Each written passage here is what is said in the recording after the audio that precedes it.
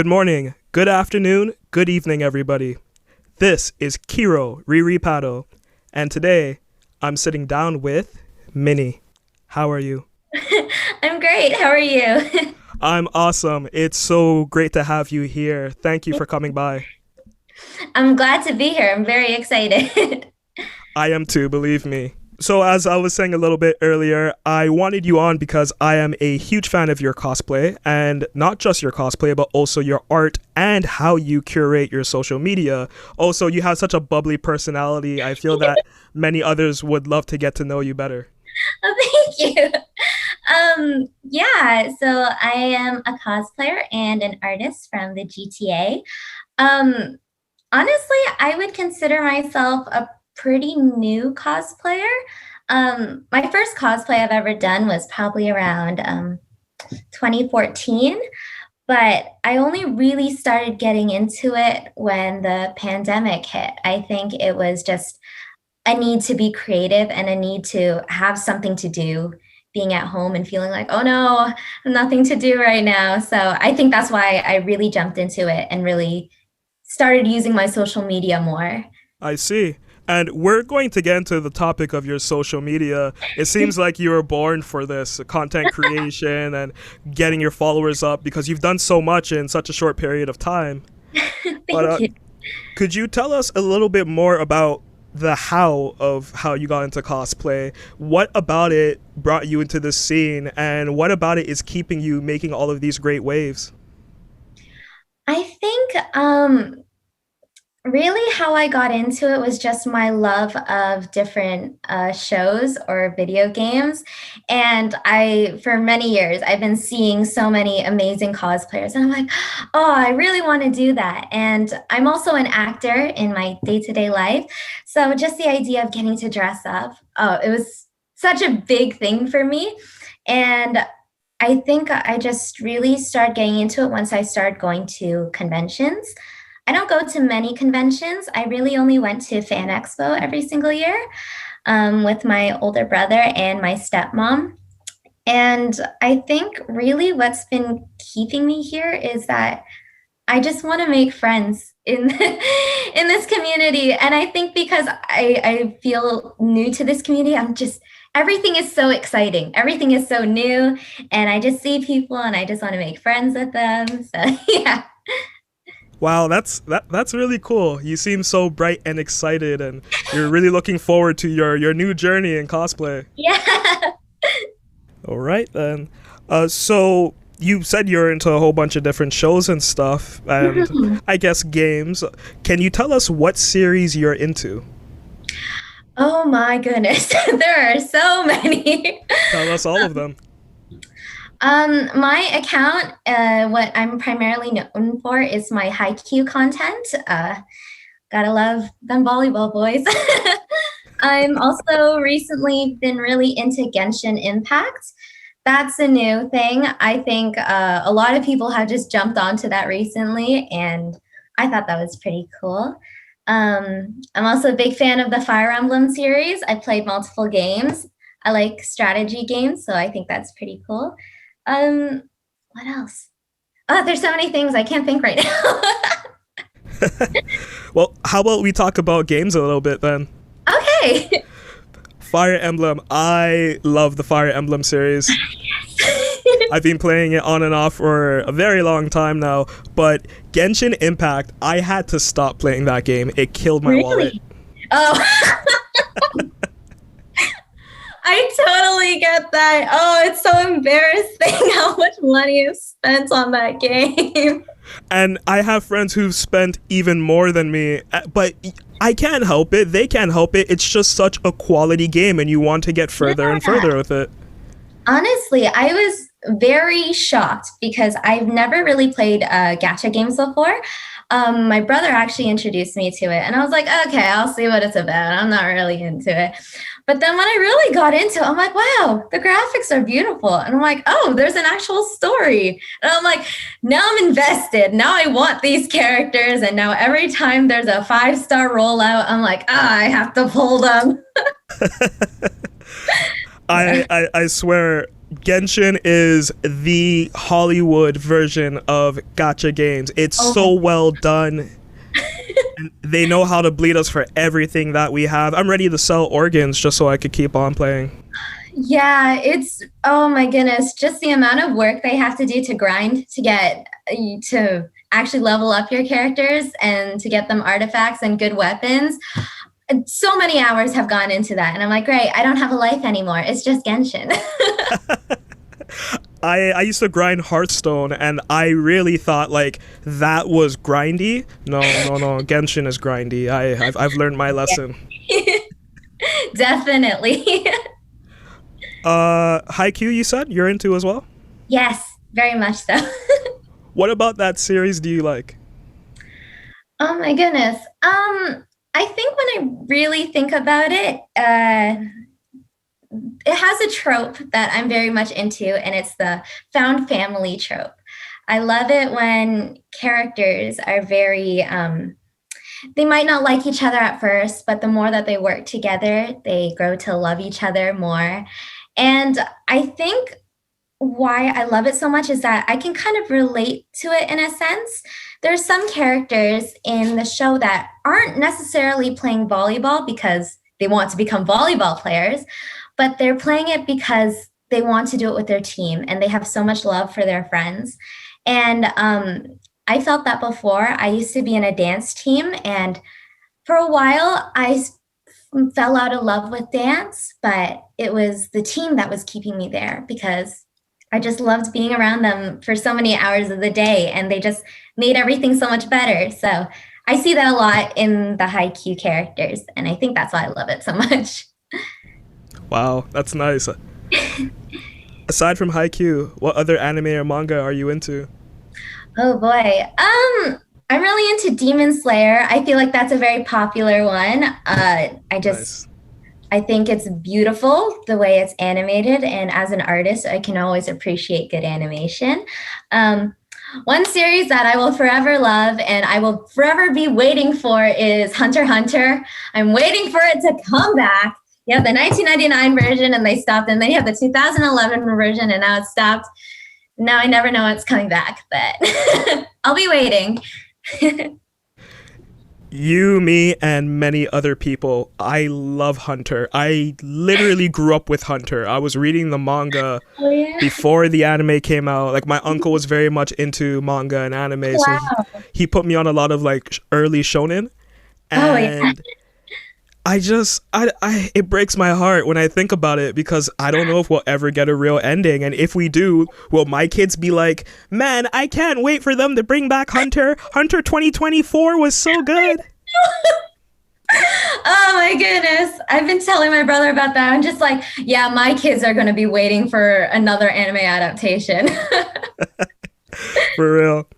And Demon Slayer, I also love Demon Slayer. That is my favorite shonen. I think it was one of the best shonen manga anime to come out within the last like 10 years. It's like you said, it's so beautiful. The characters are well written. The story has a great pace. Everything about it is just on point. Oh yeah, definitely. And it was just so like for me, it just came out of nowhere. And I was like, where was this? I didn't know about the manga at first. My brother read it. And so he's like, oh yeah, they're making an anime about it. He's so laissez-faire. And I was like, what is this? I need to be a part of it because I love it so much. Yeah, it's great. And even the cosplay, I have to say, as inspired as the animation is with the series, the fans of Demon Slayer and the cosplay that's coming out of it also looks so meticulous, so immaculate. Everything about it is just perfect. Oh yeah, 100%. I think the fans are so creative on how they choose to, especially with cosplay, how they choose to edit with all the effects that also look like the anime. I love that. I think it's so incredible and such a unique way to express your creativity. I hope Demon Slayer and all the Demon Slayer fan base, they will produce this new wave going forward throughout the 20s because I love seeing people get so animated with cosplay. As someone who grew up with cosplay, I've never seen the scene so interactive and so forward thinking before. And I think you are a part of that wave as well. Oh, thank you. On the topic of cosplay, Could you tell us a little bit about what you would say your cosplay style is like?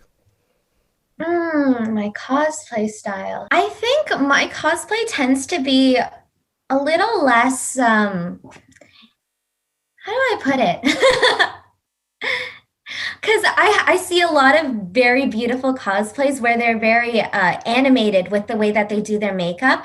Like JoJo cosplayers, for example, I love talking about them because they would draw the lines on their face as the manga or the anime looks. And I think that's really incredible. I think just for my comfort level, my makeup looks very much like my own face. And so a lot of my cosplays tend to just look like me. But I kind of like that it's more about rather than being super accurate with the character, it's more of a little bit of me in the character, especially because a lot of the characters I cosplay because I see a bit of myself in them. And that's why I feel so attached to them. That's interesting. I don't think I've heard many people say that, at least not with my recent interviews. The fact that you want yourself to come through with the character that you're embodying, that is interesting. Have you always had that approach with your cosplay, or is that something that you kind of got comfortable with over time? I think it's something that I've kind of always had with me because as an actor in a lot of my acting classes, I've been told there's always the phrase that you hear a lot to step into someone else's shoes.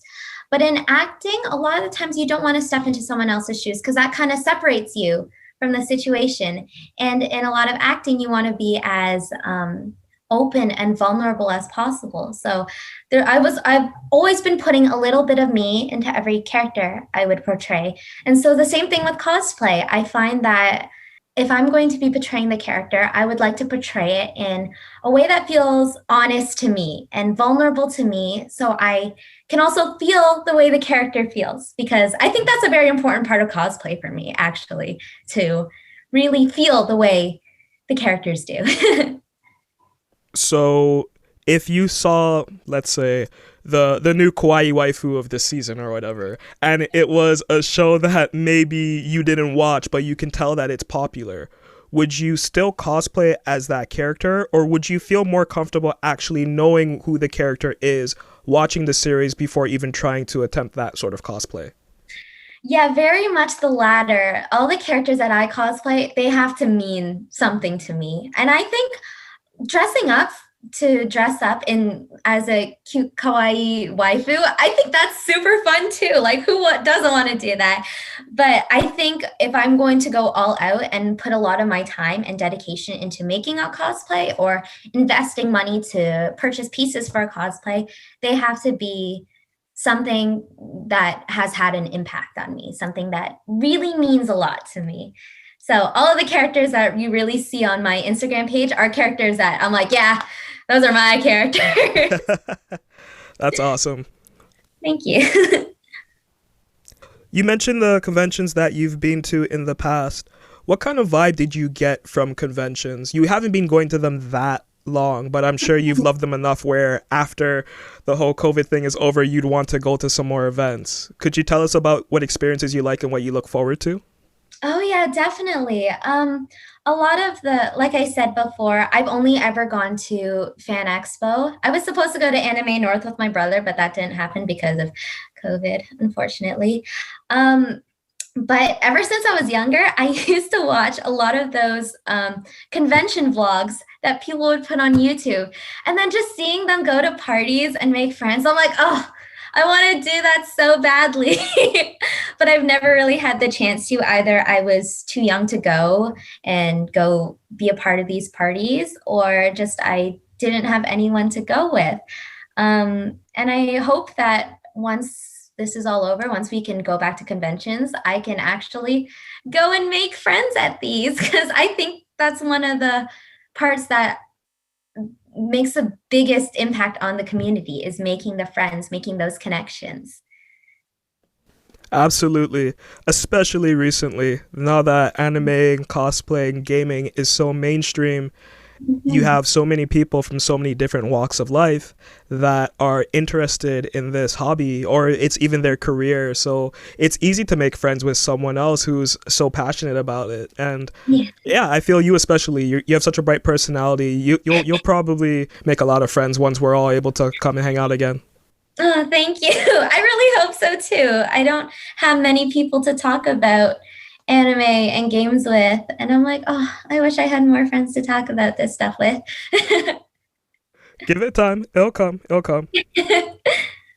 I noticed on your Instagram a lot of artwork, a lot Uh, of great artwork at that. Thank you. You're very talented, but I want to know a little bit more about the process of your art and your approach. Can you tell us about how you got interested in art and if you're pursuing it alongside your acting and your cosplay? Yes, it is something that I am wishing to pursue. I'm also a freelance illustrator, so that goes anywhere from commissions that people just want of them and a character, or I've also done Twitch branding for my friend. So a lot of that kind of logo making and branding. So I enjoy art all across the board, and I always have since I was really younger. When I was really young, I thought I was going to be an artist when I was little. I would go to the AGO and just look at all the paintings and I'd be like, I'm going to be a painter one day.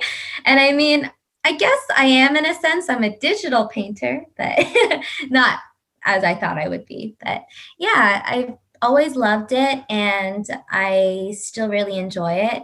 Um, Even though I'm trying to make it more of a job now, I still love it and it still feels like a passion to me. I love the AGO. That's one of my favorite spots in Toronto. Lovely. I used to work close to it and I would go there twice a month. Just after work, I'd go, and even on my lunch break, sometimes I'd walk by just because I love that area so much as well. Mm. Oh, it's so lovely. I love it there. I miss it. I can't wait for everything to open back up so I Oh, can yes, me too. spend all my days in the AGO. Yes. Digital art is interesting. I took art growing up, and I'm a couple years older than you, but I can tell that the art scene has changed drastically since then. Like digital art was always accepted, but it wasn't as like I could say there were gatekeepers within the art community, Like, and digital art was looked down upon if you try to do like a freestyle anything involving digital art or using your computer, then the teacher would say you need to do traditional, you need to do everything, pen to paper, canvas to easel and all that. And it's like, okay, whatever. I feel that there are a lot of artists like my age and maybe a little bit older that we didn't get to embrace the capabilities of digital art. And that's why I'm so enamored by artists that are coming up now and they fully embrace digital art and they're able to make careers out of it and they're able to expand and grow their craft because you can do anything now with an iPad, you can do anything with your laptop. And I feel that's also a great style of art. What you do, to me, it looks like someone who definitely has had an eye towards design for a very long time, but you're actually able to make your dreams come true with it. So I have to say, as a failed artist myself, I'm very impressed by what you do. thank you. And there's no such thing as failed artists. I think all art is beautiful. I think just putting your thoughts and ideas onto whether it's a computer screen or a canvas or anything, I think that takes a lot of bravery because you are, again, bringing back the being vulnerable about it. And I think something to share with the world in that. And I think it's beautiful. Any other hobbies aside from cosplay and art? You mentioned that you act and you've also done dance in the past. Could you tell us more about that and anything else that you do? Yes, yeah, I'm an actor, so I go out for a lot of auditions and things like that, and I love it. I think it's so much fun. And I think the community here in Toronto, there's a lot of actors and there's a lot of work here, actually. A lot of things get filmed here that you don't necessarily think are filmed here. And you're like, wow, that movie was filmed here? That's so cool. So just being a part of that kind of community is really cool. And finding people who love anime and video games within that community is also super cool. Like there's a lot of video game mocap work here in Canada, actually, in Montreal specifically. One of my favorite games, Detroit Become Human, all done in Montreal. And I think it's so cool that I get to be a part of this world where they do those kind of things. So yeah, I love acting. Dance, I have done my entire life. I've kind of fell out of it. I used to be a big K-pop dancer. I was part of a K-pop dance team. So we did a lot of covers. It was a lot of production value. You know, we always had to have a camera, you have lighting, costumes, everything. You had to be super clean. And like I said, I kind of fell out of love with it, but I'm still very happy with that part of my life. I think it's done a lot for me in terms of my growth as a person. Not just through dance, but also with the friendships I made through that. And I think that was really great. Nice. That's really cool. Thank you. What kind of music do you listen to?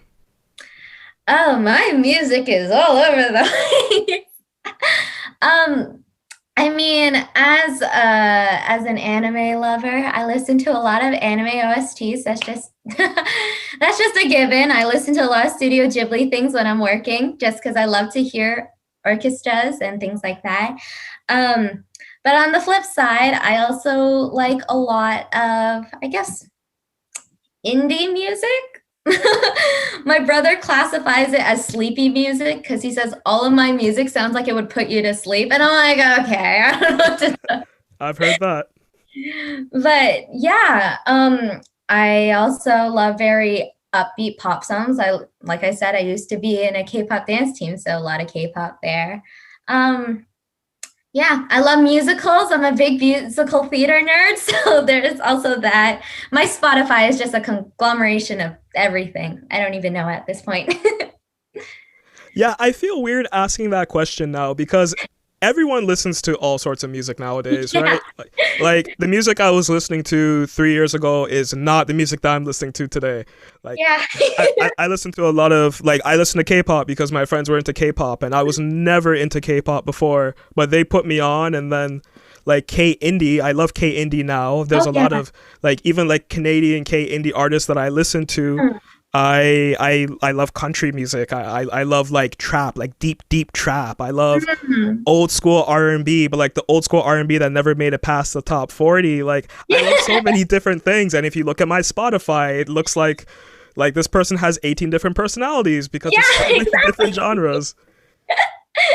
A different music genre for a different mood every day. Absolutely. I think that's pretty cool. It is.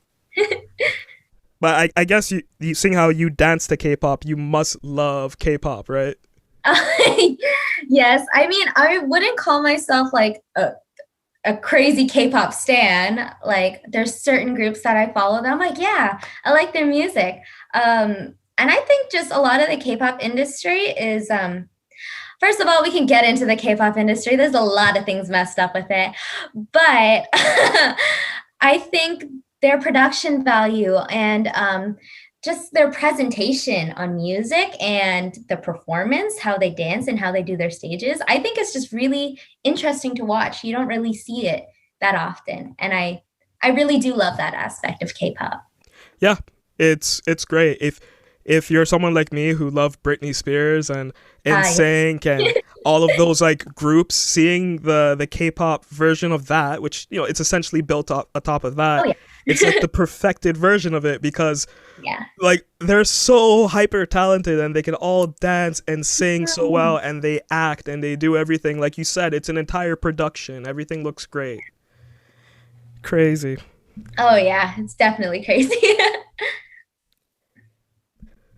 Let's talk about your social media presence a bit. Okay. I've seen in some of your IG posts that you mentioned your initial quick growth and then your sustained rise with what you have on social media.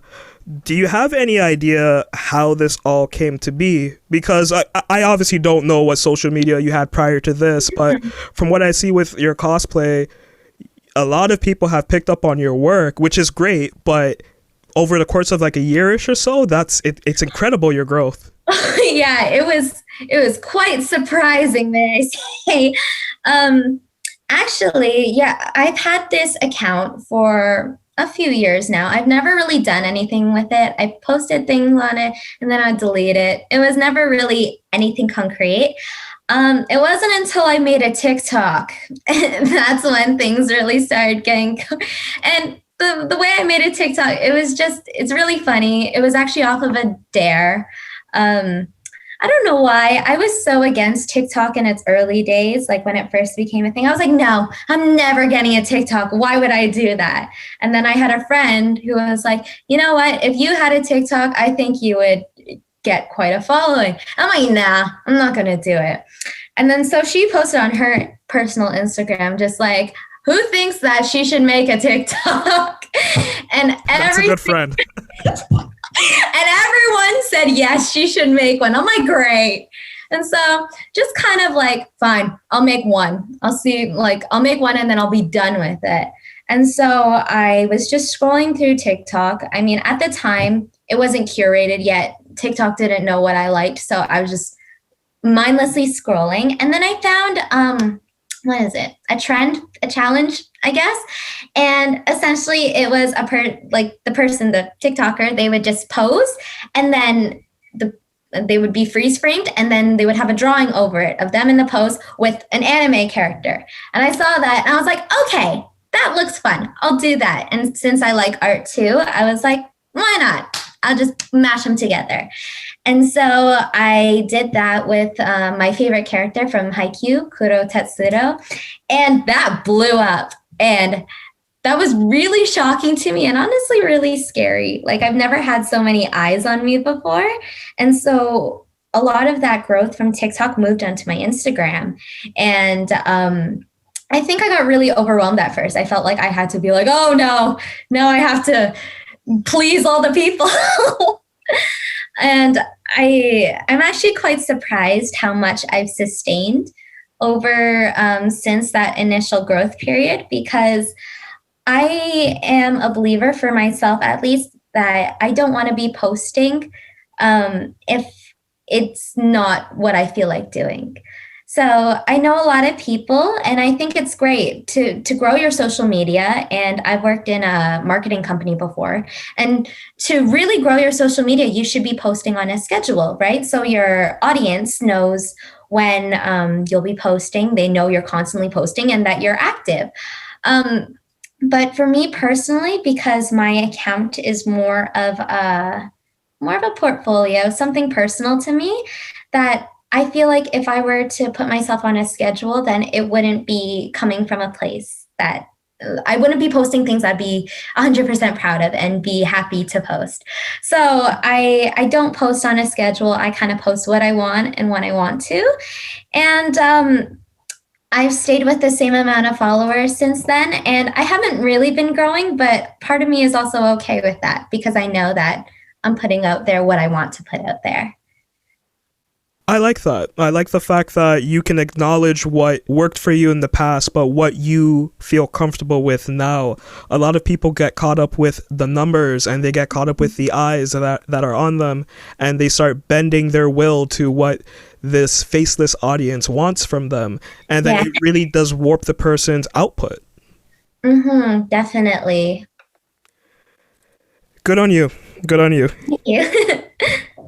I do like the new wave of TikTok, though. It's so weird because it's still in its infancy, but it's growing so much. I have never seen any other social media platform grow like this.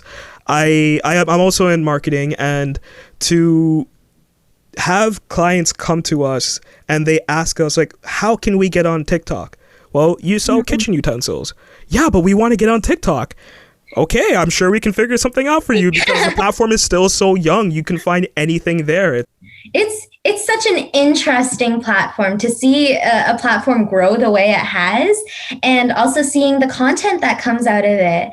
The people who are on TikTok are so creative. Some things I'm like, you guys could be filmmakers. Like, I don't know how you do that. And the ideas, I think it's incredible. And there's some of them are so funny too. I really enjoy the platform now. I can't believe I was so against it at first.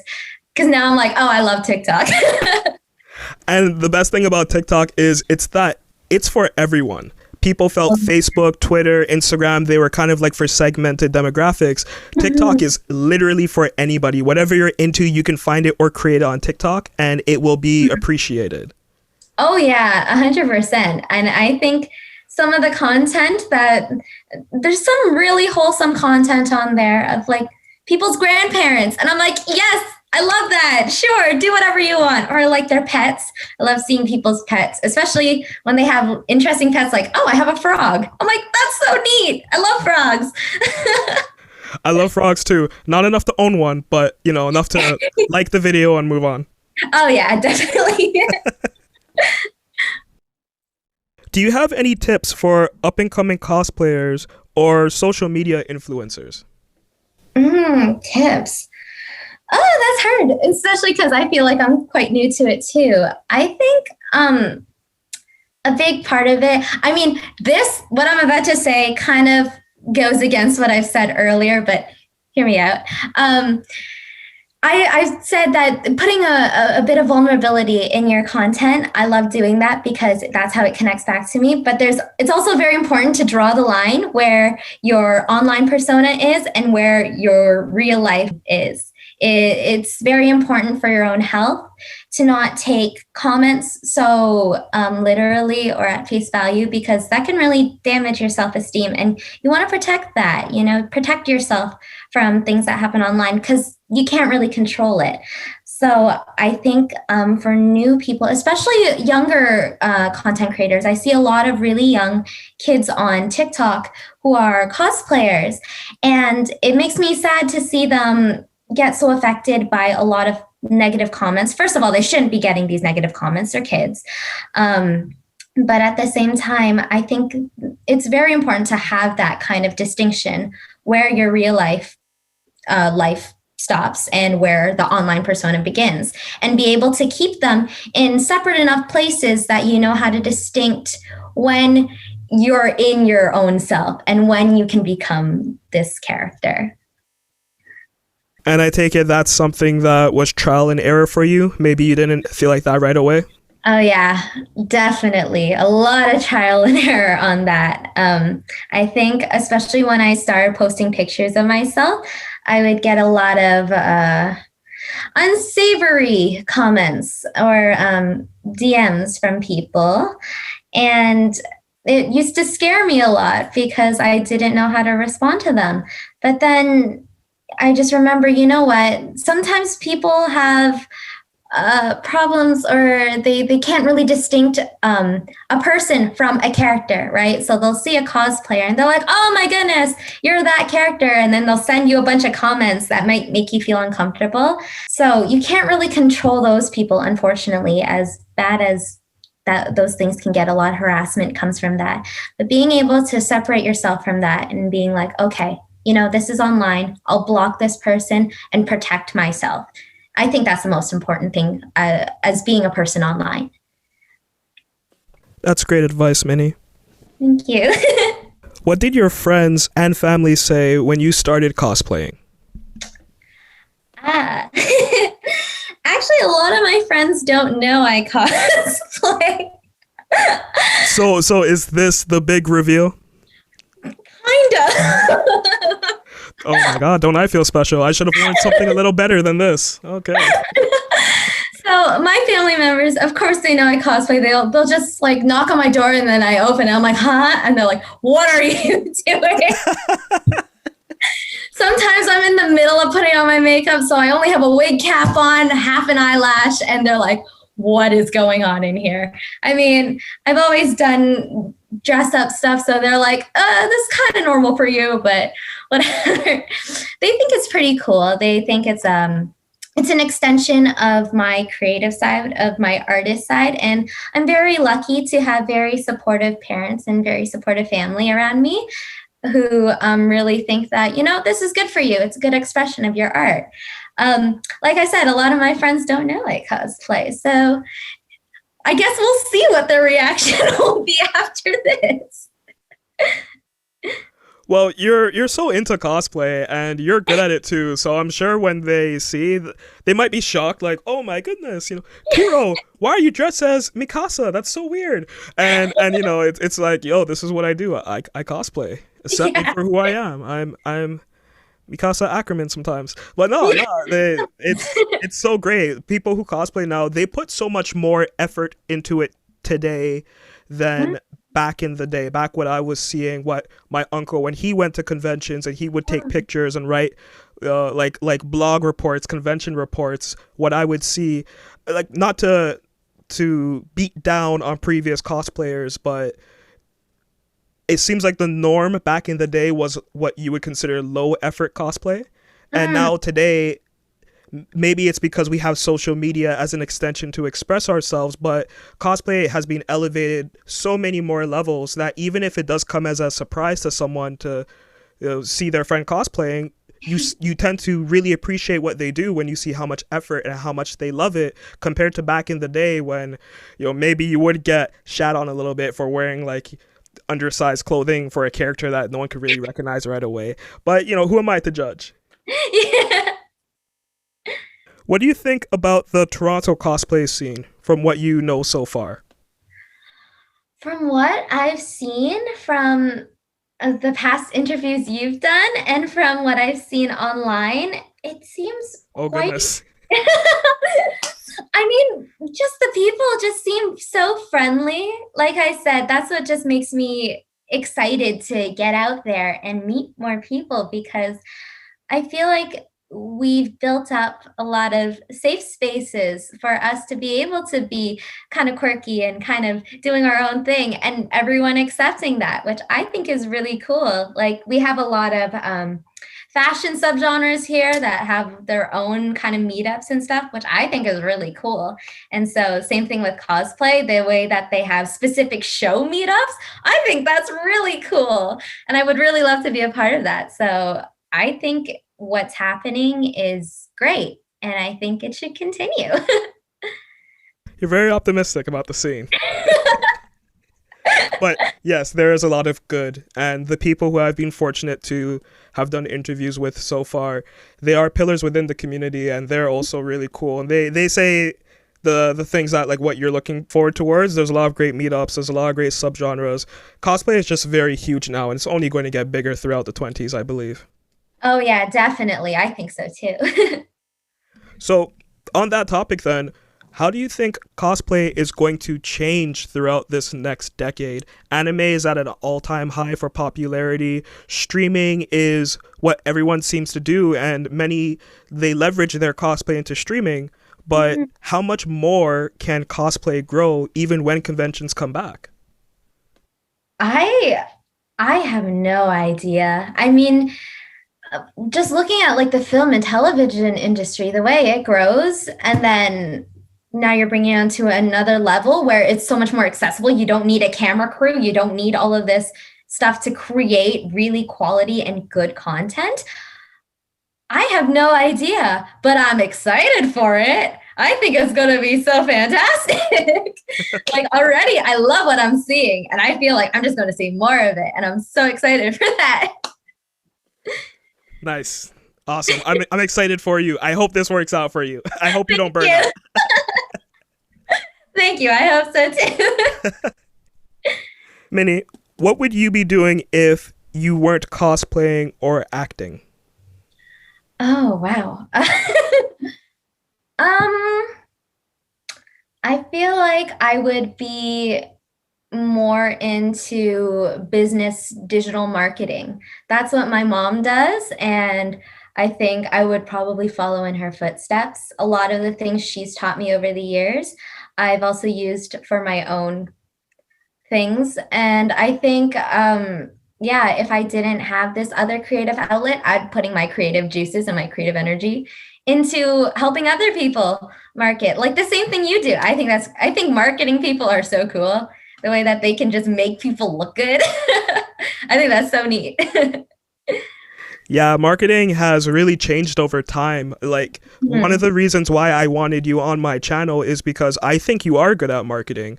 I think a lot of cosplayers when they want to find success and they want to curate their content to as many people as possible on their social media platforms, they have to have an innate marketing bug inside of them. They have to want to do that. And it's really strange because back in the day, many people were against that. They didn't want to work with brands because they considered it selling out. They didn't want to have to follow whatever the algorithm said or schedule their posts. And it's not like you have to be very strict with that. Like, as you said, like, you're not going to force yourself into a box just because the numbers tell you should. But you also understand that the quality of my posts needs to be very high. I'm not going to put out anything half-assed. And I do come from an era where on Instagram, we were all, putting up over-filtered, oversaturated photos of our half-eaten food. And not that there was anything wrong with that back in 2012, but by 2015, 2016, people who were using the same apps that we were, going to the same restaurants as we were, they were understanding the power in marketing and in projecting their lifestyle. You have to make sure that the plate of food isn't as overly saturated as it used to be. It can look good. My cosplay has to look great. If I'm streaming on Twitch, my room has to look like something that my audience would like. There were so many aspects that people didn't even really understand that they're now able to capitalize and leverage into amazing careers today, which makes me regret all the money that I spent on post-secondary school going into marketing. So many other streamers that are better at it than me out there. But I really do love to see the scene, and I'm so happy to have had you on because you're able to tell me different ways you approach marketing, and it's cool just to hear how far the cosplay community has come over time.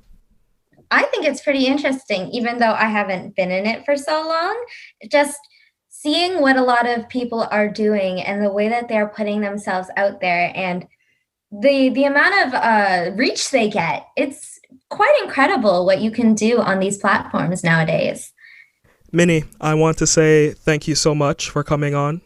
Thank you. I had so much fun. I did too. You're so bright and bubbly, and your cosplay, as I've said so many times, your art, it's all so great. And I'm sure everyone who sees this interview will love everything that you had to say, your advice, and they will definitely love the content that you put out. Links will be in the description below. Thank you. Thank you so much for having me. No problem. Is there anything that you would like to plug? Anything that I'd like to plug? I'm going to be posting a lot because I have a lot of content backed up, and now I'm like, I want to push it all out and have cosplays that I've planned. One Genshin Impact one, which I'm really excited for because I love this character. So yeah, okay. That'll be coming out soon. Nice. Awesome. I'm looking forward to it, and I'm sure many are as well. Thank you. This was Kero Riri Paddle, and this was the wonderful Minny. Thank you guys for coming by. Take care.